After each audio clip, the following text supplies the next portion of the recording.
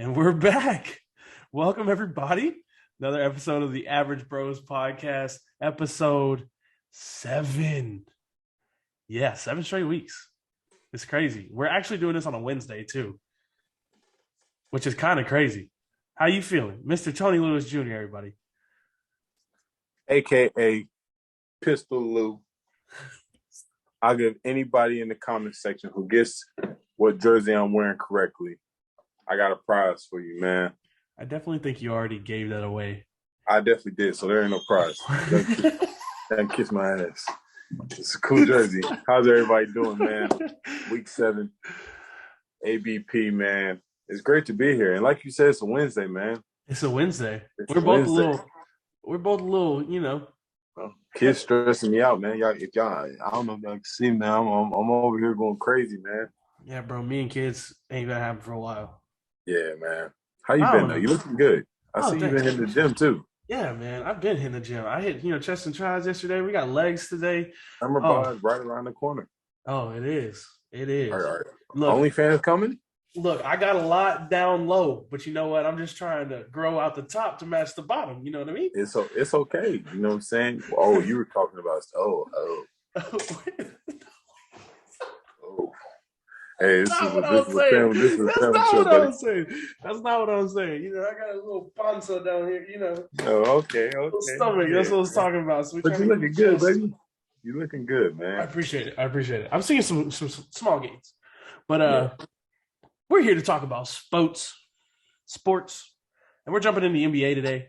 A lot to go. It's the greatest. It's one of the greatest times of the year. The NBA playoffs, just story tradition. Not as great as the NCAA tournament, but it's still probably my second favorite sporting event, period of time, whatever, ever. Outside of the NCAA tournament, 100%. Okay. Yeah. No, like you can't have the magic that the NCAA tournament has and just bring it to a professional sport. You know what I mean? It just don't work. Yeah. But we're gonna jump right into it with a quick one has to go. I saw this on Twitter. There was a lot of talk on Twitter. My friend group on Twitter talked about this win in depth pretty heavily.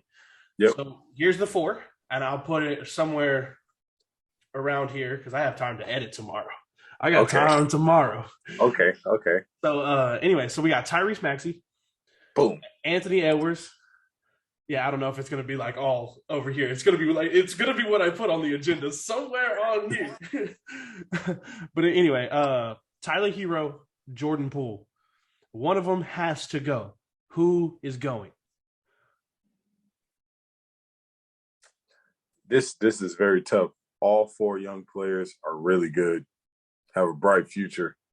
Can we just say Anthony Edwards is not going? Can we both agree with that? Ant shouldn't even be in the conversation because I believe Ant is the best player out of all 4 of those. Oh, 1,000%. Yeah, Ant is the best player out of all 4.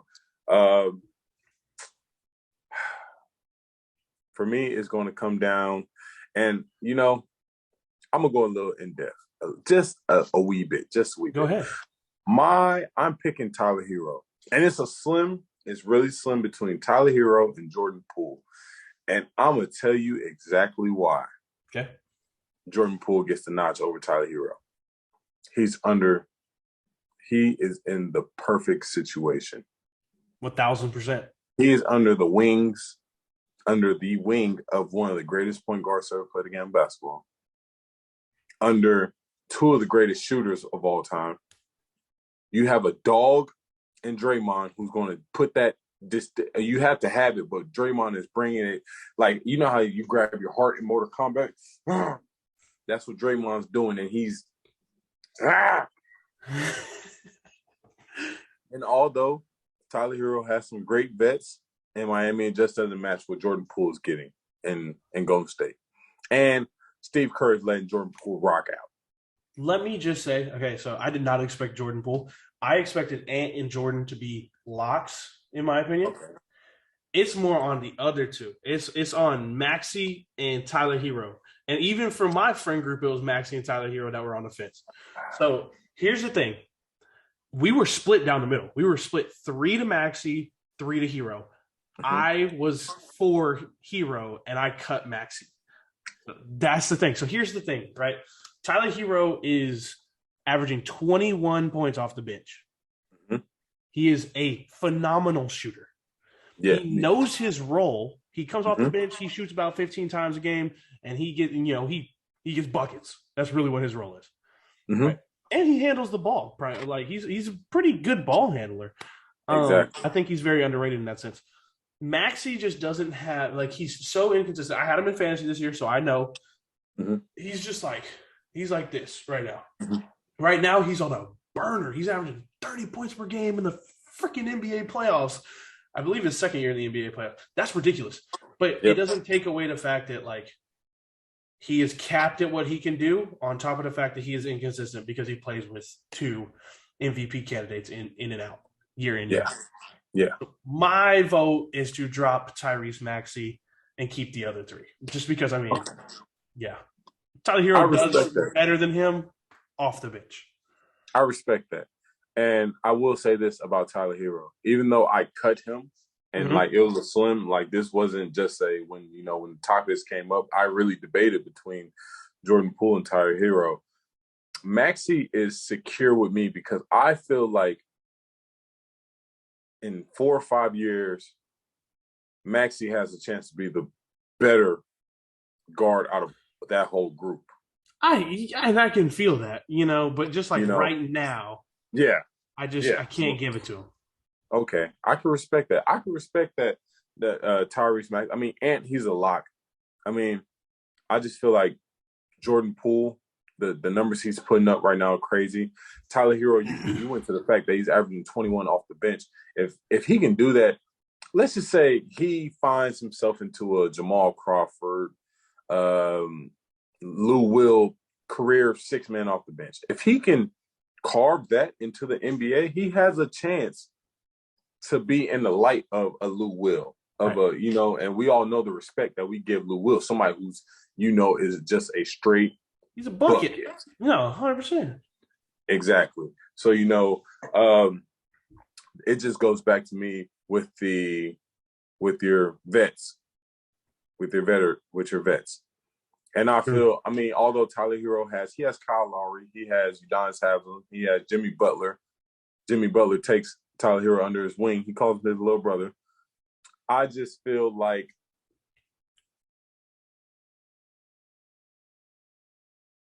out of those three guys, it's a real slim. It's like, and it's not like a wide gap. It's a really slim line. I just see, put it like this. I put it in my mind, if I was to start a franchise with all four of those players, who would be the better, who would be the better front runner out of all to be like the main guy? And I just don't see Tyler Hero as the main guy, whereas we've seen Tyrese Maxey take over a whole game. Yeah. We've seen Jordan Poole go bonkers, Mm-hmm. and we've seen, and Ant is just Ant. Ant is He's just Ant. he has a He's a chance. different breed. He goes bald headed. He's starting to look like the guy from Chicago. So, if he goes bald, he looks good. And, the comparisons are freaky, and he's just getting more confidence in himself. So, if I had to start a franchise, or if I had to pick my number one guy, it's real slim, but I would just have to exclude Tyler Hero from that conversation. Okay. I can respect it. At the end of the day, I can respect it.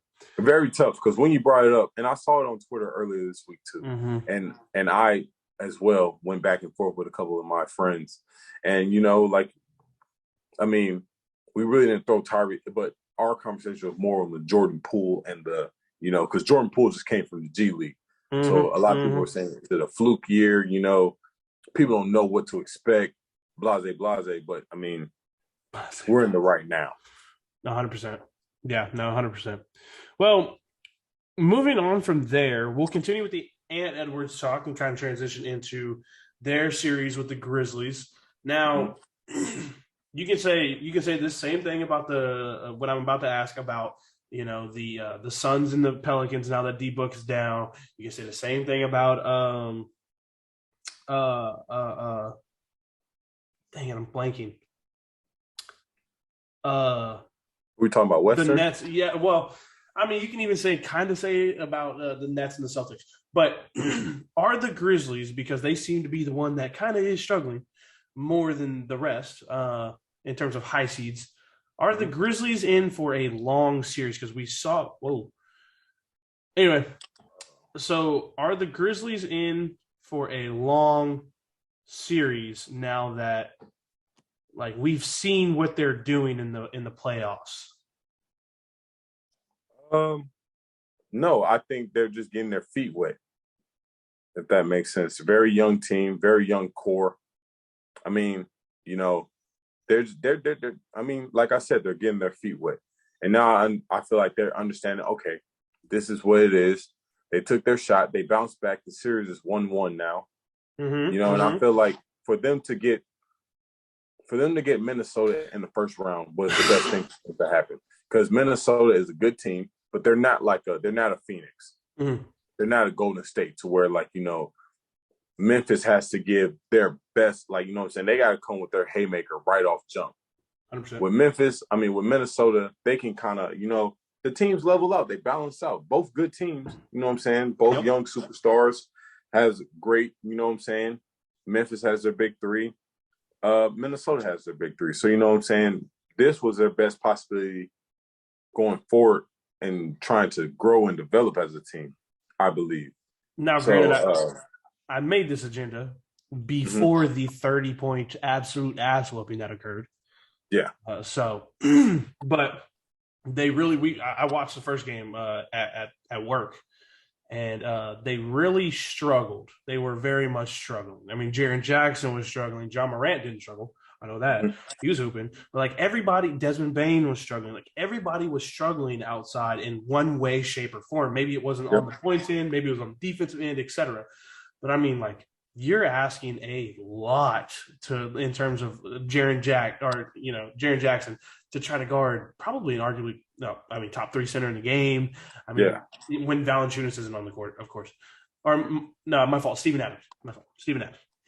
But I mean, and then on top of that, it's like I mean, even then you're asking Steven Adams, a lot. Anyway, Yeah. you're asking Jaw to guard. Well, I mean, I would put Jaw probably on Anthony Edwards, but I can see Desmond Bain being on Anthony Edwards too because there was a lot. Size Yeah, wise. yeah, size wise. But I mean, I don't know. I just think the Timberwolves are just so much more defensively capable than the Grizzlies, and this was the one series that I thought out of all of them, this was the one series that was going to go crazy. Yeah. And I mean, it's kind of turning out to be that way with the Milwaukee and what's it called? Who the hell are they playing? Chicago. There you go, Milwaukee and Chicago. I mean, Chicago's up 14 right now. And I mean, Milwaukee took the first game. Yeah, Chicago's up 14 and a half. So I don't know, man. I just see that this one's going to be the one that goes to 7, and it's going to be tooth and nail, Yeah. like to the point to where the next team that they face will probably end up winning because they'll be more like Just because all the energy. relaxed. Yeah, but that's just me. That's just me. But I'm gonna tell you what's beautiful. I'm gonna tell you. I'm sorry to cut you off. I'm sorry. I no, just you're have to good. get this. I'm gonna tell you what's beautiful about it though. We're starting to see the transition of, and I don't want to say post LeBron, but we're starting to see more of the focus. Bron's not in the playoffs. So Yeah, now it's one of those things. Yeah, usually we're saying, okay, it's gonna be Golden State and LeBron, or LeBron versus the field, whoever comes out of the West. right. Now we're sitting here, we get to see new rivalries get birthed Mm-hmm. because trust me, I mean, these guys got to see each other 4 times out of the season and then playoffs. So this Memphis and Minnesota thing isn't going nowhere for no time soon. This Phoenix team, Chris Paul, I mean, he has a couple more years left in the tank, but they're still a young, great team. No, for sure. Like we are watching before our eyes. We're watching teams starting to formulate rivalries and become teams that are going to be good teams for years to come because of the young talent that they have. And so it's all very beautiful. I hate keep saying post LeBron era, but I mean we're starting to see a transition from a LeBron dominated league to okay, we're going to see what the rest of the field has to offer, what the young cats have to offer. So it's Mm-hmm. just a beautiful thing as a basketball fan to see. No, 100%. No, without a doubt. Um, Okay, so moving on. This will probably be a quick one. So let's just go ahead and jump into it since we're staying on the path of those four. Is you mentioned it earlier? Is this a fluke year from Jordan Poole? No, I don't. I don't think so either. I don't think so at all. I And think it's natural progression. natural progression, and it goes back to what I said about his mentors and the people that he's under the wing of. When you're under the wing, when you guard and when you play against Steph Curry, Klay Thompson, Draymond Green, Andrew Wiggins, when you go up against guys like that on a day-to-day basis in practice, and even after practice, you're knowing it. We will be fools to think Jordan Poole's not in on those shooting competitions and not what I'm saying, No, not 100%. studying everything. Steph's not dragging him along. So everything we're seeing Jordan Poole progress to do, because Steph, how many more years does Steph have? Steph is still Steph. But you know what I'm saying? Shooting don't Like fade. That's all I gotta say. it doesn't. It doesn't. But yes, this damn Steph got some years left in the tank. No, for sure. But I'm If saying, anything, he's gonna be a great role player that can just shoot the shit out the ball. he can transition to a JJ Redick. No, that's 100% facts. That is 10 times the more lethal. biggest factual statement I've heard today. He is 10 times more lethal. And that's no without a doubt. disrespect to JJ Redick, because JJ Redick is arguably a top 5 shooter of all time. College and pros. Don't do JJ like that. Do not do JJ like that. I don't know about all that. My ass. No, I agree with you. Top 7. I agree with you. It's just it comes down to the fact that this guy's progressing every year. He had a sophomore slump after he had a pretty solid rookie season. This is natural progression. This is what basketball players do. And sure, he may not maintain this crazy level in the playoffs, but he's still gonna be a bucket. Mm-hmm. Yeah. So, and plus he's got pretty above average, athleticism to combine with a strap. And he don't put him to the free throw line. Yeah, no, he's sinking those. 100. Yep. Yeah. Without a doubt. All right. Is moving on, just a completely different topic. Is it getting ridiculous? I watched the first Raptors and Philly game. Sorry, I don't know why I'm blanking on the second teams all the time. Is it getting kind of ridiculous when it comes to how many fouls are being called in favor of Embiid and Harden? No. Why? We are literally seeing, and same goes for, Giannis. I know we're on Embiid and Harden, but when Giannis, not Giannis, I'm sorry, Embiid, 7-2-3 something. You can't do nothing but foul. Skilled. James Harden, 6'6", 230, 240. You can't do nothing but foul the guy. So the guys are, yeah. If you don't like, they know how to play to the favor of the refs, with their head movements. A lot of those times, if you look at those fouls, they're fouls. But as a team, you can't do nothing. It's really like a situation. I will say that with Embiid, you're right. You can't do anything about it. The guy's literally just absolutely ridiculous, and the Raptors don't match up well against that team. They don't. Their biggest, their best bigs are 6'10" or under. That's going to happen. That's going to happen. But with James Harden, it's just he just knows how to manipulate, and he knows how to play it off. And I've never been a James Harden fan in that aspect of his game, because like yesterday, dude goes and he reaches, right? And he reaches, and James kind of just does this, like he pulls back, and then he kind of comes up, and like the hand is still there, like pulling back, but like since he went into the hand, like while he's still pulling back, he then goes up, and it's like, come on, bro, like you only did that because like you saw the opportunity for a foul. Yeah, like that's players have learned to manipulate the system. They have. And They I just have. I think that he's definitely a top 3 person in doing that, and I just absolutely can't stand it. I will Yes. say with Embiid, there's nothing you can do if you are the Raptors. Nothing at Your all. best big is Pascal Siakam, and he's literally 6'9". He's Yeah. not doing anything against a 7'2" generational type talent big. Exactly. Like there's just nothing you can do. But I will say that Harden pisses me off, but Embiid, If again. Harden's on my team, it doesn't piss me off. No, if he's on my team, I'm chill.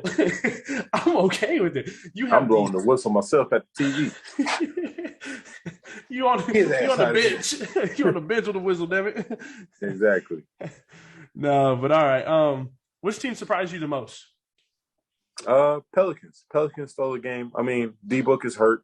I mean, the Pelicans' ability to pull out a win. Brandon Ingram is starting to blossom. He's a hooper. A bucket. A bucket. What a I like B.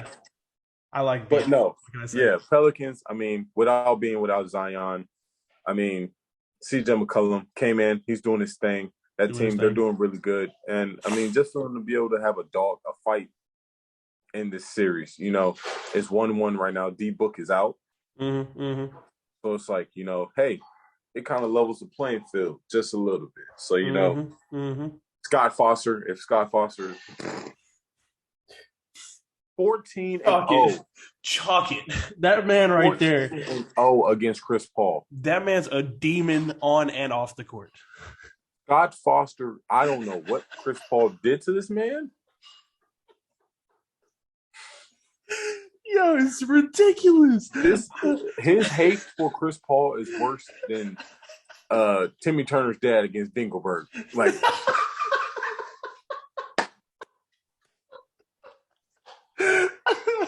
Scott Foster hates Chris Paul. 14-0, baby. Never lost. Never lost.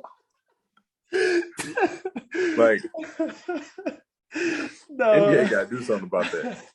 Never mind. Hey, look, I take it back. That's the most factual thing I've heard today. Like, that's what I do. I spit facts, baby. No, yeah. I'm definitely just gonna say it's it's gotta be the Timberwolves.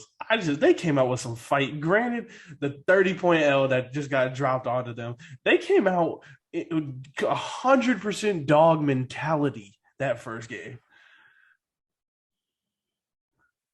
What? I'm not jacking that shit. I'm sorry. I can't. You have 3 players that were drafted top 2 in the NBA draft in the past 5 seasons. I hope your ass is in.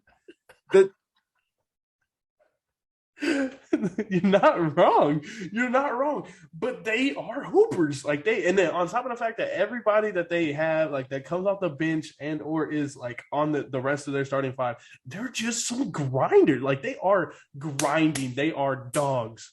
Period. But why does it surprise you if you have 3 players that were drafted top 2 in the draft? Where did you have them before the season started? But that's what I'm saying. But what are the expectations? The expectations were 0. They were expected to be in the lottery again. But that's what I'm saying. So I'm like, the fact that they came here took it. Shout out to Minnesota. I don't want to sound like a hater, but I just feel like if you draft 3 players in the top 2 draft, I mean, not draft. I mean, you should draft 2 players. Yeah. If you draft 2 players in the top 2, and you should get one blessed to you. You should be here. One blessed. Oh yeah, D'Lo. I just think that with the amount of, how should I say it, the lackluster pool in free agency that has not led them to get many quality reserve players. That's the more surprising part about it. Yo, you're a fool. I have 3 top 2 players that were drafted in the past 5 years. One of them's not yours. I have 2 players that were drafted in the top, both taking number 1. No, Karl Anthony Towns was number 2. No, No, he was Karl number Anthony 1. Towns. Anthony Edwards was I number 1 have as well. 2 first picks in the draft in the past 5 years. Say that to the Cavaliers. Pre-LeBron. We're not worried about Cleveland right now. They got. I mean, they're doing their thing too. You know? Yeah. All I gotta say is, keep that same energy. But who? Mofos won the freaking lottery like 4 times out of 5 years, and they still sucked. Yeah. Well, who the fuck wants to be in Akron? I do. Look, wait a minute. Hey, Cleveland, y'all, if y'all need, hey, yeah. Hey. I'm not gonna say that, but hey. No, but okay. All right. Biggest letdown? Biggest letdown so far? The fucking Lakers. You talking about the playoffs? It's the playoffs, stupid. The fucking Lakers. What? No, stupid in the playoffs. I was like, you trying to be a smart ass. Okay. You trying to be funny. Okay. Oh, shit. Oh, man, let me calm down, man. I thought you was testing my Lakers game. No, biggest letdown, yeah. I would definitely say Brooklyn. They're down 0-2. Yeah. I mean, that's a good defensive team, though. It is. But I mean, at the end of the day, 2 weeks ago or last week, we talked about it. You have Kevin Durant and you have Kyrie Irving. Oh, Ben Simmons looking to come back Game 4. Game 4. He might need to come back Game 3. I don't think might is the word at this point. Steve Nash probably went to the locker room and told his little Aussie ass, put some damn shoes on. Strap him up, mate. We finna kangaroo pounce that ass. Strap him up, mate. Oh, my God. It's the Nets. God, man. Like, Kevin Durant is shooting under 40%, has 12 turnovers in the first 2 games, and I think like 4 assists or 6 assists or something like that. It's the first time in his career that he shot under 40% and had more than 6 turnovers in the first 2 games. I love KD. I wear 35 because of KD. I grew up a huge KD is my guy. I don't give a damn. He's still shitting the bed. But if this was LeBron James, put him in the grave at that point, in the social media grave, because he's getting bodied. No joke. I can even recognize that. As a LeBron, I'm not a hater. I'm just a realist, damn it. I can recognize that if this was LeBron, he would be in a social media grave right now. And not a damn word is being said about Kevin Durant. Or Kyrie Irving. Kyrie Irving's not doing good either. Let's not sugarcoat this. He's going to do Ramadan. We're going to give him a pass. Oh, true. His ass is hungry. Yeah, that's true. I'd be fucking up, too, if I couldn't see. I mean, he still dropped like 37 the first game. Am I wrong? He did. I ain't going to lie. He dropped 36. I ain't going to lie. If I was them, I'd cut the lights off and I would trick myself. Oh, it's nighttime. Somebody give me a PB&J. A Snickers. All right, man. We're gonna go to NFL super quick. Lightning round. Debo isn't happy. He asked to be traded. Do you pay him or do you ship him? Let me tell you something. I just got off the phone with Ron Rivera.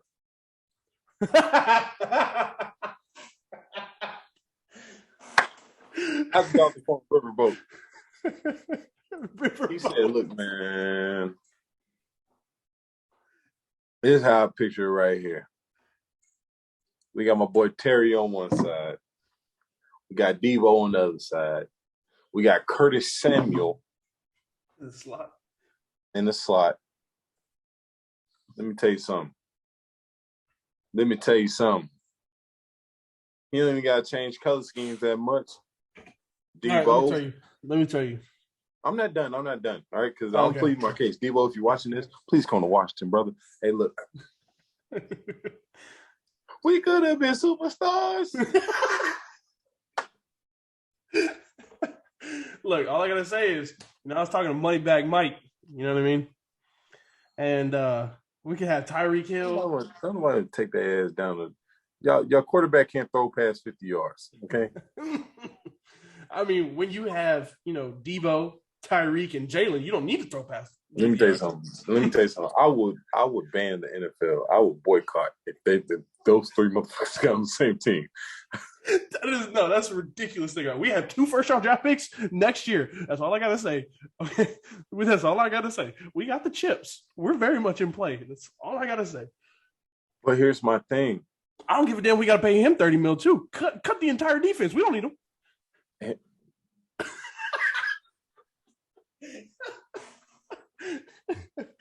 And that, viewers, is why Miami is where they're at. Because also Serrata.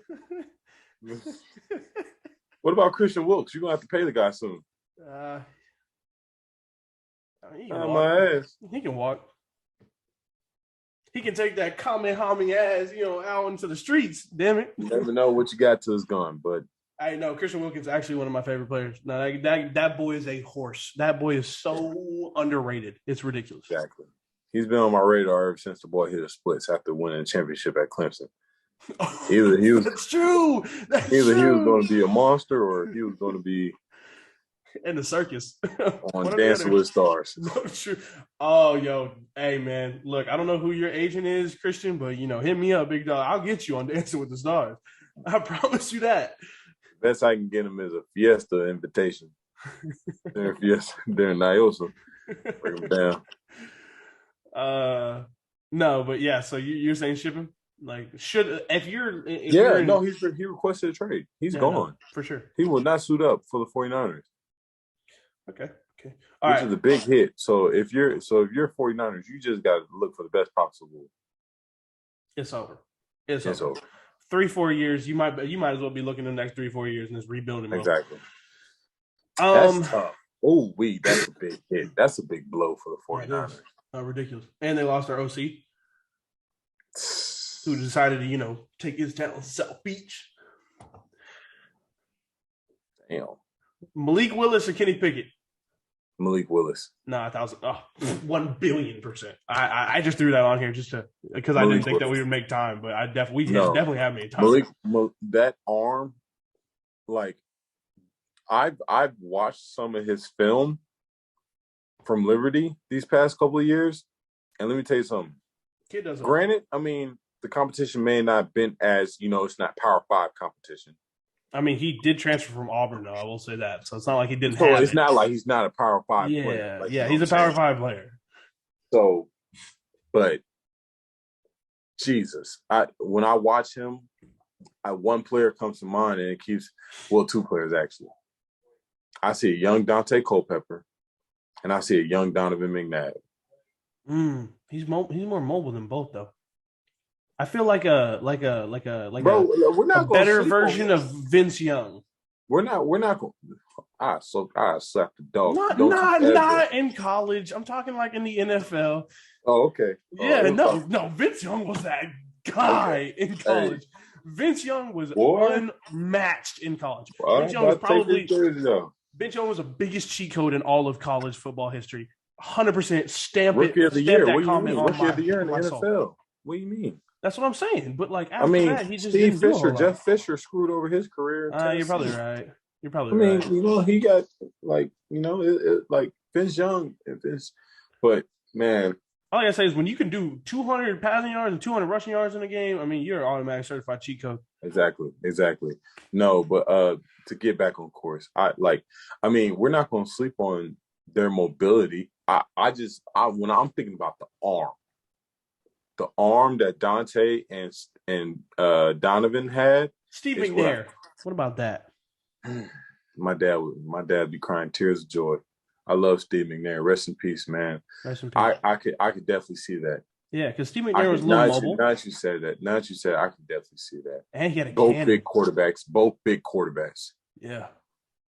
Big quarterbacks. So I mean, Steve McNair had a cannon. If it wasn't for 1 yard, he'd be a Super Bowl champion too.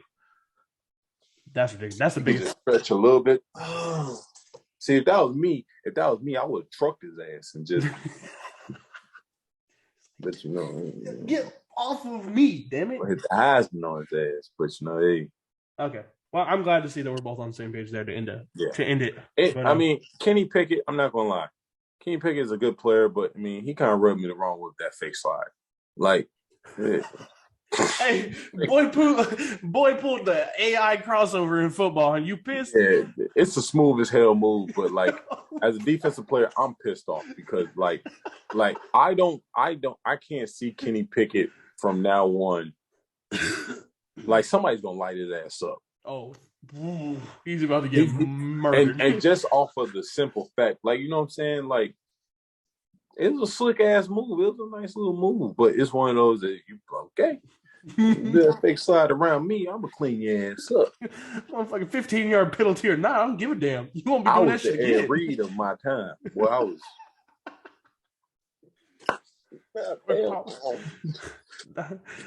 All right. I'm lying. I definitely was not, guys. I played offense. They tried to get me to tackle people, and I used to run by the guys in youth football. They tackle them, Tony. That wasn't me, man. I'd rather get hit than hit somebody. I didn't play defense, so I didn't play anything actually. So I didn't play football. The school didn't have it. You went to a school with 50 people in their graduating class. A school with 17 people in the graduating class. Thank you. I tried to give you leeway. That you erase that part from this. 17 people. All right, we got to go for real though. Okay. But I just want to point out, 17 people. You have more fingers and toes than people in your graduating class. Put that in perspective, people. All right. All right. Outros, what you got? Outro, shout out to my little cousin. Won stack championship for track today. He'll be going to high school next year. I have another cousin who's in high school right now. Also, I have another cousin right now who is going to regionals for track also. So in high school. So shout out to them. Keep doing y'all's thing. Proud of y'all. Stay in the books. Leave the girls alone. They'll come. Ain't nothing but problems and bills. Shout out to Von England. Man, these girls ain't nothing. And all my little nieces and all the girls watching out there, these boys ain't nothing. Stay in the books and let the boys are like bus stops. They come every 15 minutes.